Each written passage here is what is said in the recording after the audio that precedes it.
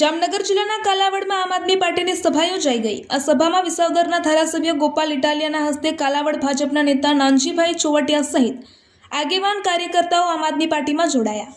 નાનજીભાઈ ચોવટિયા શિક્ષણ ક્ષેત્રે સ્નાતક સુધીનો અભ્યાસ કર્યો છે અને વ્યવસાય, ખેતી તથા ઉદ્યોગ સાથે સંકળાયેલા છે। તેઓ લાંબા સમયથી સામાજિક તેમજ રાજકીય ક્ષેત્રમાં સક્રિય રહી લોકો સાથે નજીકનો સંપર્ક જાળવી રાખ્યો છે। તેમની સરળતા, કાર્યશૈલી અને લોક સંપર્કના કારણે તેઓ વિસ્તારના પાટીદાર નેતા તરીકે ઓળખાય છે। તેમની રાજકીય કારકિર્દી વર્ષ 1994માં શરૂ થઈ હતી, જ્યારે તેઓ પ્રથમ વખત કાલાવડ યુવા ભાજપના પ્રમુખ તરીકે રહી ચૂક્યા હતા। ત્યારબાદ વર્ષ 2095માં તેઓ તાલુકા પંચાયત કાલાવડના સભ્ય તરીકે ચૂંટાયા હતા। તેમની નિવૃત્ત ક્ષમતાને ધ્યાનમાં રાખીને વર્ષ 1998થી 2005 દરમિયાન તેઓ તાલુકા ભાજપ પ્રમુખ તરીકે સેવા આપી સંગઠનને વધુ મજબૂત બનાવવામાં મહત્વપૂર્ણ યોગદાન આપ્યું હતું। વર્ષ 2010થી 2015 સુધી જિલ્લા પંચાયતના સભ્ય તરીકે ચૂંટાઈ શિક્ષણ સમિતિના ચેરમેન તરીકે રહી ચૂક્યા હતા અને હાલ તેઓ કાલાવડ સેવા સહકારી મંડળીના ચેરમેન તરીકે વર્ષ 2001થી ફરજ બજાવી રહ્યા છે। આગામી સ્થાનિક સ્વરાજની ચૂંટણીમાં આમ આદમી પાર્ટીના નિશાન ઝાડુમાં મત આપી ભાજપને જાકારો આપવાનો સમય હવે આવી ગયો છે, તેવા પ્રહારો ગોપાલ ઇટાલિયા અને પ્રકાશ ડોંગાએ કર્યા હતા। ભામાસા તરીકે ગણાતા ભાજપના ભામાસા તરીકે તમને કેવી મૂંઝવણ આવતી હતી ભાજપમાં, તો તમે આમ આદમી પાર્ટીનું ઝાડુ પકડ્યું છે? ક્યાંક વિદ્યાર્થી અવસ્થાથી આદર્શોનો આગ્રહ રાખનારો છે, પ્રમાણિકતાના ચીલે ચાલ્યો, લોકોની સેવા માટે રાજકારણમાં આવ્યો, પણ હવે કાંઈ જુદું લાગ્યું એટલે મેં ભાજપ છોડી છે। આમ આદમી પાર્ટીના ઈસુદાનભાઈ અને ગોપાલભાઈ જેવા યુવા અવસ્થાના ધુઆધાર નેતાઓના પગલે ચાલવાની મને આ ઉંમરે ગમશે। ગાંધીજી અને સરદાર પટેલના આદર્શો ક્યાંક અત્યારે ભૂલાઈ ગયા છે। એ જમાનો વીતી ગયો, હવે એક નવા યુગનો આરંભ થાય છે, એમાં આમ આદમી પાર્ટીને જ સમર્થન મળશે એવી મને સંપૂર્ણ શ્રદ્ધા અને વિશ્વાસ છે, એટલે આમ આદમી પાર્ટીમાં જોડાયો છે। નાનજીભાઈ, અહીંયા કાલાવડની જનતાનું એવું કહેવું છે કે ભાજપના આંતરિક વિખવાદ જે છે એના પગલે આપ આમ આદમીમાં જોડાઈ રહ્યા છો। આંતરિક વિખવાદો તો દરેક પાર્ટીમાં હોય, કોંગ્રેસનું પતન એમાં જ થયું। જે ગાંધીજી અને સરદાર પટેલની કોંગ્રેસનું પતન આંતરિક વિખવાદ અને વિલાસી જીવનના કારણે થયું। ભારતીય જનતા પાર્ટીમાં આંતરિક વિખવાદો તો બધે જ છે, અહીં છે એવું નથી, પણ ક્યાંક મને બરાબર ન લાગ્યું, ક્યાંક મારા વિચારોનું બરાબર પ્રતિબિંબ પડતું મને ન દેખાયું। હું આદર્શોનો વરેલો વિદ્યાર્થી અવસ્થાથી અત્યાર સુધી આદર્શોના પગલે ચાલ્યો છું। હું કેશુભાઈ પટેલનું ઊંડાપણું એની સાથે રહીને મેં જોયું છે, એવા હવે બીજા મને ગોપાલભાઈ ઇટાલિયા દેખાય છે, ત્યારે મને એવું લાગે છે કે ક્યાંક મને બરાબર સાચી મળ્યા। નાનજીભાઈ ચોવટિયા કઈ સીટ ઉપરથી ચૂંટણી લડશે? ચૂંટણી તો પછી પાર્ટી જે કહેશે એ લડીશ, અત્યારે કોઈ એવો ઈરાદો નહીં। પાર્ટીના આદેશને મેં ભાજપમાં પણ માન્યો હતો, આમ આદમી પાર્ટીની નેતાગીરી નિર્ણય કરશે એને હું શિરોમાન્ય ગણીશ। ઓકે।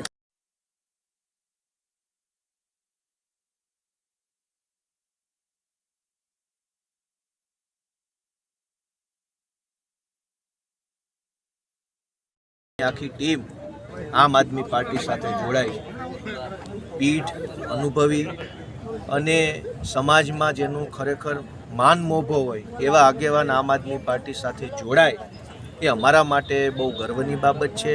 હું એમનું સ્વાગત કરું છું પાર્ટીમાં, આખી ટીમનું તમામ કાર્યકર્તા એમની સાથે જે આવ્યા છે એમનું સ્વાગત છે અને એમનો આભાર વ્યક્ત કરું છું કે એમણે ખરા સમયે સારો નિર્ણય કર્યો છે।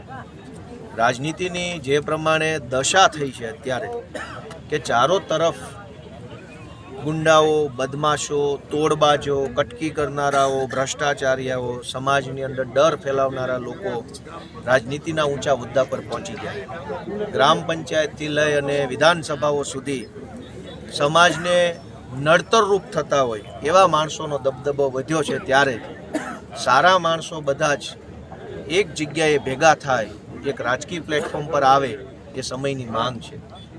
જે રીતે ગુજરાતની અંદર વારંવાર સરકારે એવા પરિપત્ર કરવા પડે છે કલેક્ટરોને, મામલતદારોને, એસપી પીએસઆઈઓને કે ધારાસભ્યોનું માન સન્માન જાળવજો.